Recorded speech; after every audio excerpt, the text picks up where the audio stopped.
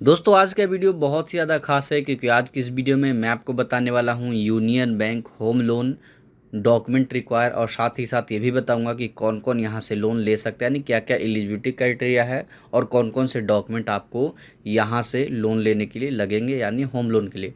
तो चलिए जान लेते हैं। दोस्तों देख सकते हैं मैं आ चुका हूं बैंक बाजार .com के वेबसाइट पे। इसी वेबसाइट के माध्यम से मैं आपको सारा डिटेल बताऊंगा। तो सबसे पहले हम बात कर लेते हैं डॉक्यूमेंट रिक्वायर का। तो यहाँ पे देख सकते हैं document require for all home loan applicant under union bank. यहाँ पे देख सकते हैं सबसे पहले आपको आइडेंटिटी प्रूफ देना पड़ेगा। उसमें आप voter ID card, Aadhaar card, valid passport, driving licence या फिर पैन कार्ड, इसमें से कोई भी एक डॉक्यूमेंट आप दे सकते हैं। उसके बाद हम बात करें प्रूफ ऑफ रेसिडेंट यानी एड्रेस प्रूफ।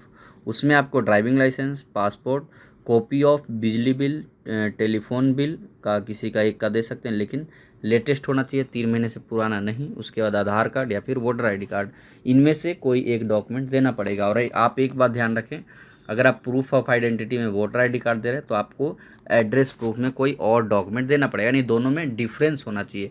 उसके बाद यहाँ पे इनकम प्रूफ में आपको बैंक अकाउंट का स्टेटमेंट देना पड़ेगा पिछले 12 महीने का, अगर आप जॉब करते हैं तो।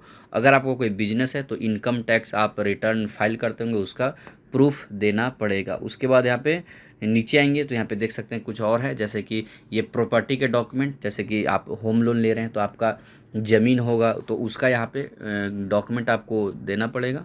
उसके बाद यहाँ पे देख सकते हैं अदर डॉक्यूमेंट में proof of out going loan if any, अगर कोई लोन अभी है तो उसका प्रूफ दीजिए।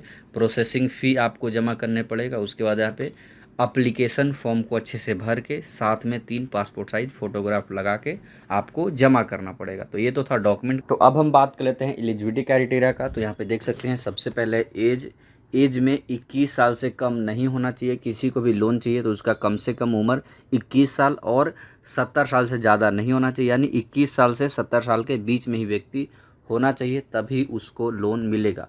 वहीं यहाँ पे इंडिया का रेसिडेंट होना चाहिए। उसके बाद एम्प्लॉयमेंट टाइप में या तो वो जॉब करने वाला होना चाहिए, यानी उसको सैलरी मिल रहा हो, या फिर सेल्फ एम्प्लॉयड हो, या फिर एग्रीकल्चर यानी खेती में जुड़ा हो, उसको भी लोन मिल सकता है।